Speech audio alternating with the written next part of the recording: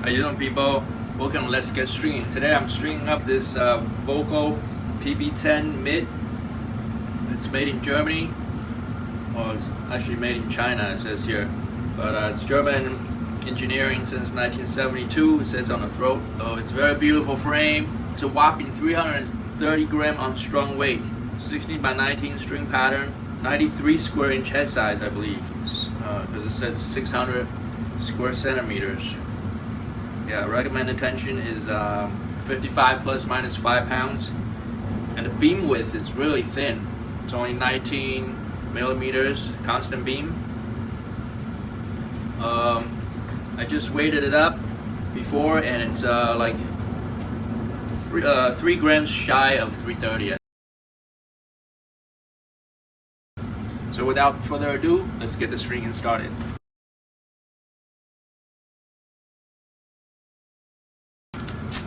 He's going with Hyper G16, 54 pounds.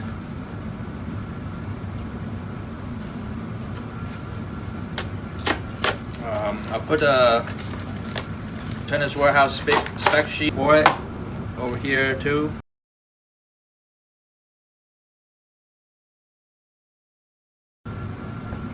What I like about it is that it has a 61 stiffness on the frame, so it's very soft. Being a 93 square inch, I think that really helps. I'd be interested to try a racket setup like this. You know, small head size and heavy, but still has 16 by 19 string pattern. The head size looks pretty oval, so the string spacing will still be pretty close even though it's 16 by 19, simply because it's a 93 square inch frame. Because this being a brand new frame, it's never been strung, I'm actually gonna boost it up by half a pound, and then we'll measure the dynamic tension afterwards. This racket has 4 grommet sets, which is 8 grommet holes in the throat. That's why I stick it through from the head side. Stick it through from the head. Stick it through, stick it through.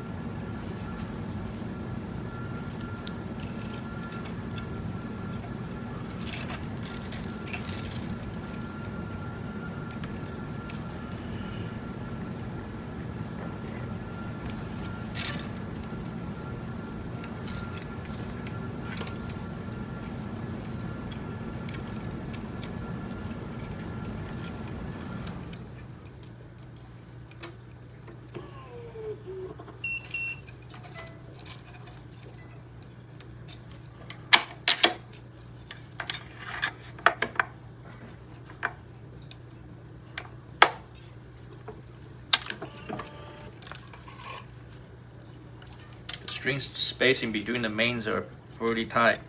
I can barely fit my clamp in there. Can't keep the string perfectly straight because you see down below it's butting up. This is when it's good for me to leave some room here with the first anchor string. Anchor clamp. But it is what it is. That's why I'm going ahead to pull tension on the third string so this clamp doesn't have to stay over there, making the string all crooked like that for too long.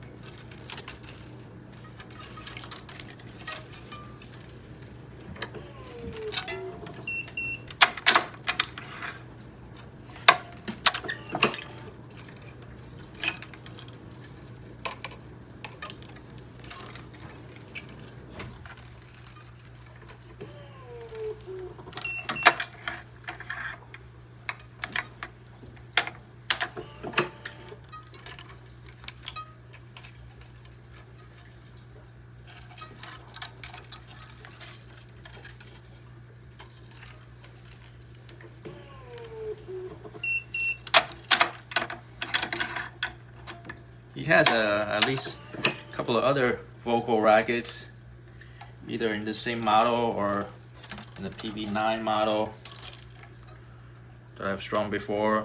But I searched my video history before I decided to record, but I couldn't find it. I can only find a video that I did on the V10 or whatever, but not on the PBs. So I think that's kind of weird. So this racket has 7 and 9 skip. Yeah, so I'm skipping the 7th grommet up here on the top, and it looks like down the bottom there's no skip yet. I could just I'm just only judging from the string spacing relative to each of the mains, because this is not like a fan pattern, so they've all got to stay parallel to each other with relatively the same distance. Some rackets, like the further apart, the further from the center, the more distance there is between the strings. It looks like on this racket it's all pretty even so far. So I've skipped the 7th grommet hole on this side as well.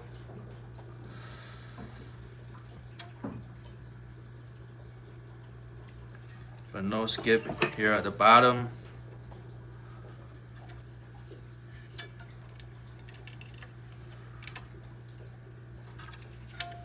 And from the bottom, I'm skipping the 8th grommet hole, come up here, and I stick it to the 10th grommet hole, skipping the 9th grommet hole down up at the top.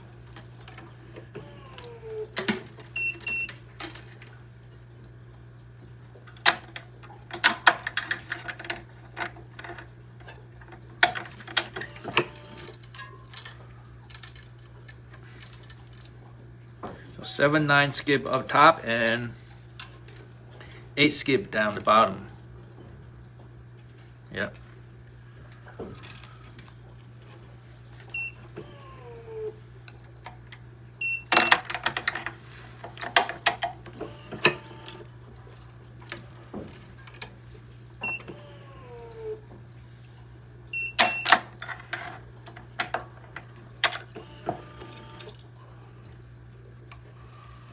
I'm tying it off in grommet hole number 8.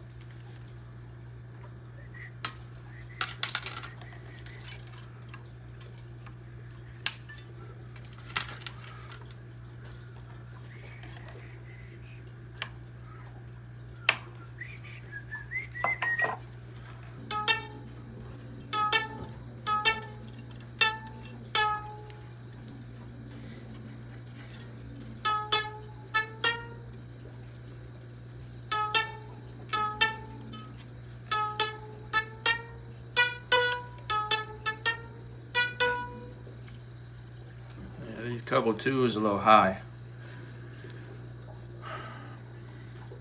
Yeah, it's because I pulled this string too high. You see, that's the reason why I like to usually leave a little bit of gap in front of my anchor string. And also when I pull tension on this string from this end, I like to leave a little bit of gap between the post and this clamp as well. This way I won't run into the problem of these 2 strings being higher than the opposite 2.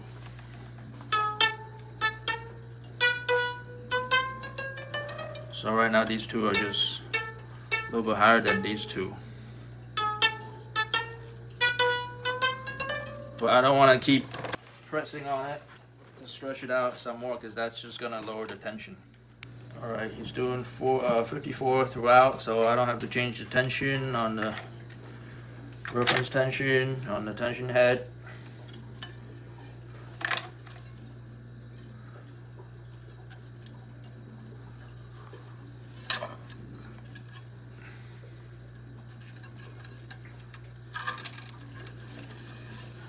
The only other option I can avoid this problem of these 2 having higher tension would be to actually add tension to this first main on the opposite side as well, so it'll even out with the opposite side.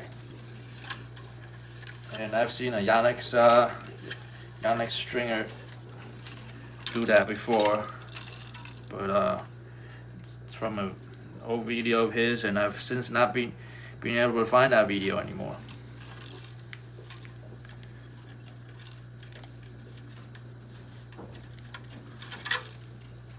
So, matter of fact, I've seen plenty of stringers, they just clamp up their clamps fully against the frame. They don't even check. They don't plug the strings after the mains are done. So I doubt that most of their tensions are even either. But hey, at least we could hope that the dynamic tension is right? String bed stiffness. I mean, since I've been using the ERT300 for a while now, I've realized that that's pretty much like a lot of hype in that as well, even though it's industry standard, because it's not 100%. I would say scientific. I would say because it's not a one-to-one conversion between string tension versus the DT that's detected by the ERT300. The ERT300 it doesn't put any force on the string bed to like move the string bed like your spring tension meter. Like a turn-on spring tension meter, it actually like move the strings. This ERT300 doesn't. Matter of fact, if you see the backside of it, there's like a circular thing that vibrates itself, and that vibration gets transferred, I guess, through the 3 clips that's clipped on the two cross strings, and of course the cross strings are connected to the main strings. I mean, make contact with the main strings as well. That vibration is gonna travel through the string bed, and that device must have some kind of sensor which senses the amount of vibration that it detects during the time that it sends out the vibration. It then immediately receives, or at the same time it receives. It's like a transponder. It sends pulses out, it listens to the pulses itself to see what kind of response that it actually detects as the vibrations travel across the string bed. And then, it converts that signal to DT. I don't know how well it is calibrated or whatever, but everybody trusts that device. However, you'll realize that DT is measured in kilopounds. So there's not a one-to-one equation conversion directly to go from that unit to the tension string, like a string tension or a force unit in pounds.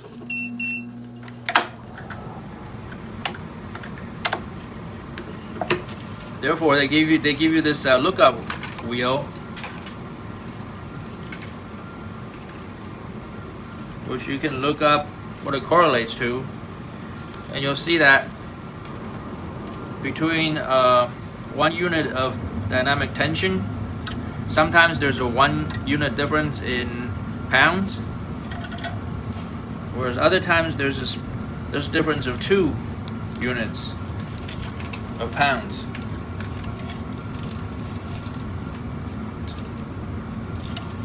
£2 difference, I mean. So in that regard, it's not a... I can show this to you on the wheel. You see 38 DT correlates to the middle value is 55 pounds for the mid plus frames. 39 DT is 56 pounds. That's fine and dandy. 38 is 55 pounds. And if you go to 37, it says 53. So where did 54 pounds go? It's supposed to be in between 37 and 38 DT, but they don't display it. Not even like they only display whole DTs. And I find it hard to believe that out of thousands of rackets that they strung, there's nothing strung at 54 pounds. That's a mystery to me.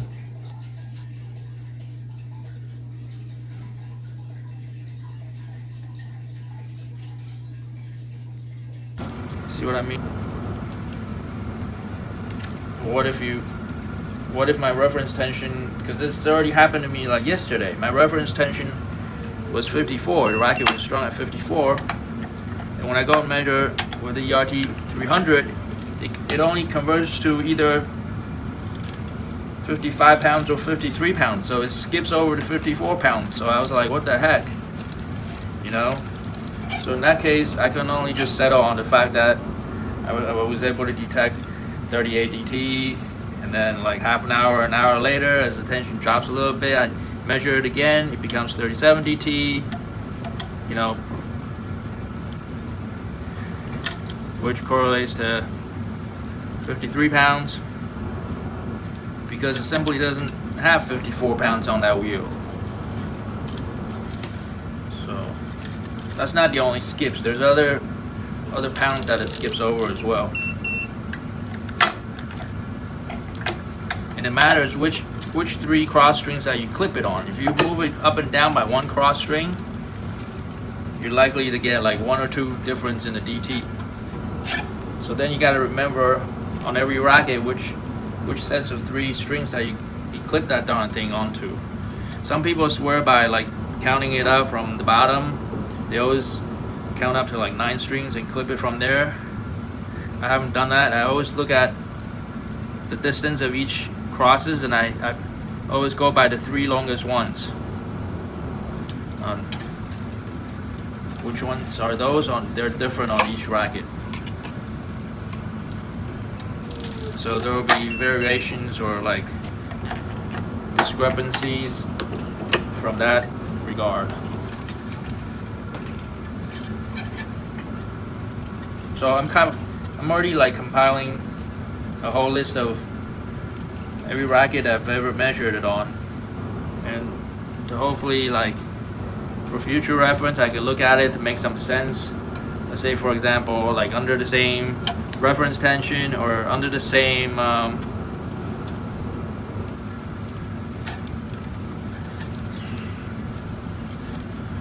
same reference tension, a smaller racket is always going to measure a higher DT result compared to a larger racket. that makes sense because smaller racket has less real estate for the shotgun vibration to transfer to in order to dissipate all that shotgun vibration, and therefore more of the shotgun vibration is felt in the player's arms and body. So that makes sense. Likewise, a thicker or higher stiffness string, thicker gauge or higher stiffness string under the same reference tension strong is going to give you a higher dynamic tension, meaning higher string bag stiffness compared to a thinner or softer rated string.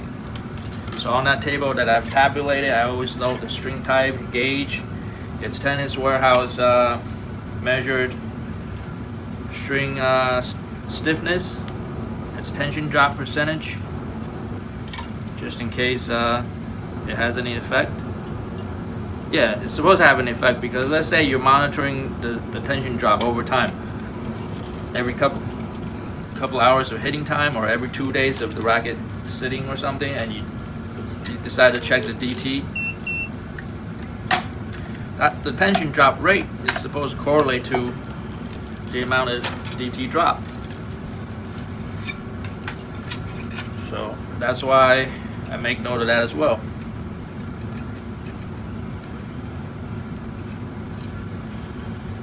This is a really dense string bed, this racket.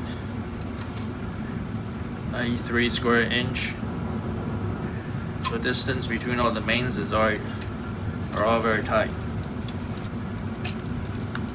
And he's a hard hitter, that's why he strings relatively frequent. He has multiple rackets, so I string for him at least once every couple of months so far.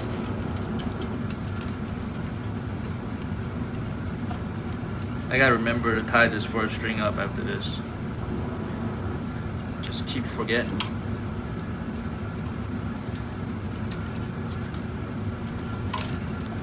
So you see the dilemma. That's why sometimes I've heard stringers comment in some forums saying that they don't even go by the correlated string tension on that reel anymore. They just know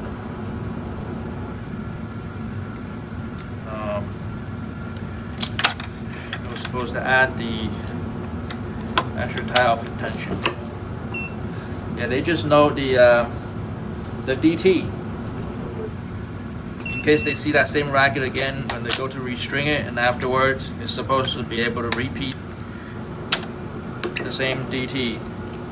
Use that as a target to gauge the stringer's consistency in his or her stringing techniques. I mean, that's with all the other variables being equal, with same strings, same tension, same gauge, same pulling method. Starting methods or weaving methods or clamping methods, all it has to do with the final DT results. Once you have that, matching DT, they can care less about what that DT represents in tension, because that's just secondary. And I can see that because in the case of 37 DT, according to the reel, it's 53 pounds. But what if the guy's strung at 54 pounds? There's no 54 pounds on the wheel. 38 DT and 38 DT corresponds to 55 pounds. It jumps over 54 pounds.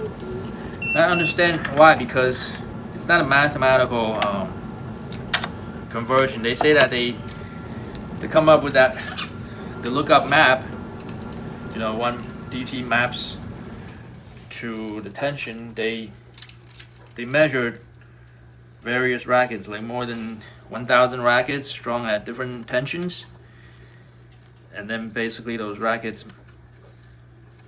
get measured with different DTs, and then they use that as a means to map the original tension where it was strung at to the DT that it was detected.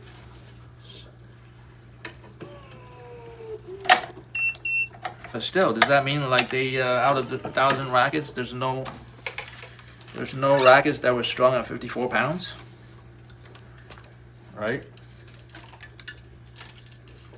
I mean, they could have displayed the DT in decimal points. What if they were able to display in like 37.5 DT, and then make the lookup wheel with higher, you know, higher resolution to be able to, so people can gauge, can use their judgment and say, ah, okay, 37 pounds is marked. I mean, 37 DT is marked with 53 pounds, and 38 DT is marked with 55 pounds. So if the measure DT is 37.5, people would simply chop that difference in half and know that their converted tension is between 53 and 55 pounds. That makes it 54 pounds. But no, they don't do that. Does that mean the precision of the device is only 1 DT? That's the minimum precision. I would think so.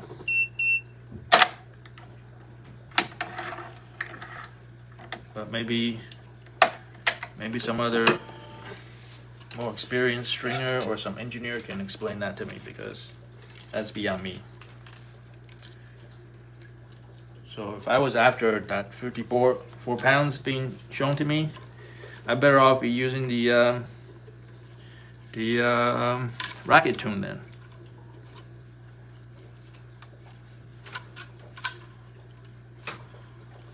Because that shows units in kg or pounds.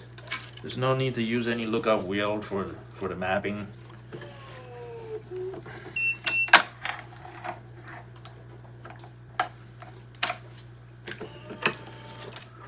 But I understand, you know, just like all tools, it's not like a perfect computer or anything. It's just meant to be used as some kind of a guide. It's not a, like they say, be all and end all type of thing.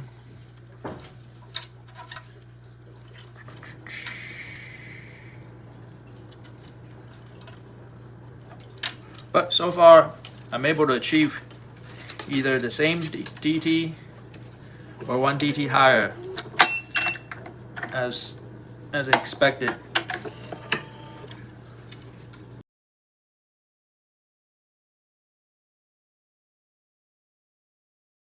A lot of times when I watch the ERT related YouTube videos or from the Talk Tennis forums, I see people asking or complaining about the fact that they're not able to get their target DT. They're like off. They measure below, you know, lower string bed stiffness than expected. Well, I'm proven wrong, because I'm able to achieve either the same DT or 1 or 2 units above expected.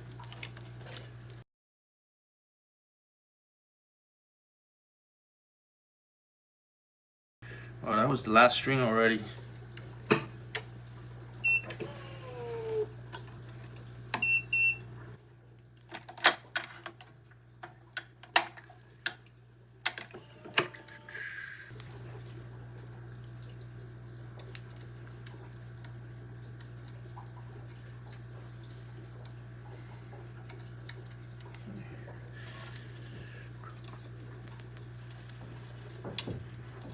Tying it off in grommet hole number 11. I'll make sure that string stays below my main string.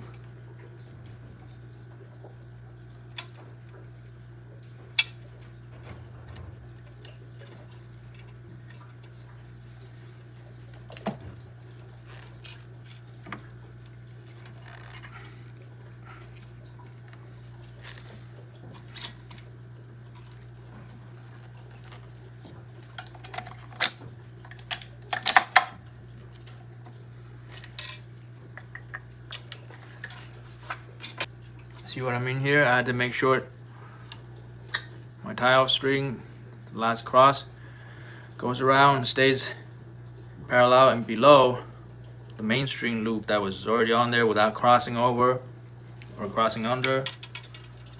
So I basically held it in with one of my thumb.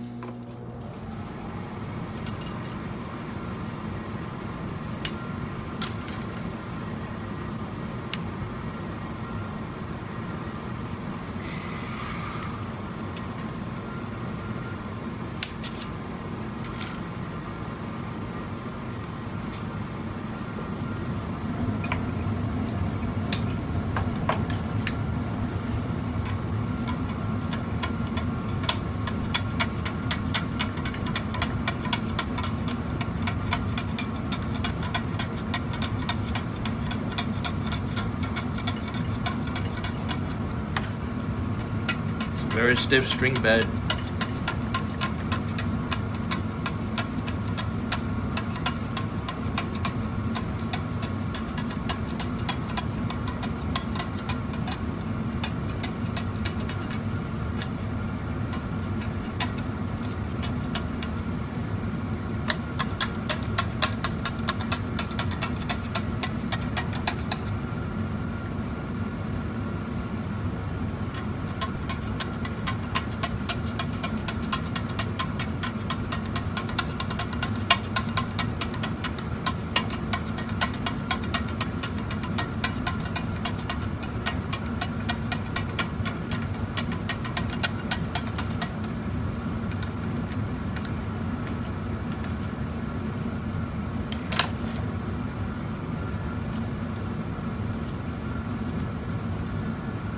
Okay, I'm measuring the DT on the ERT300.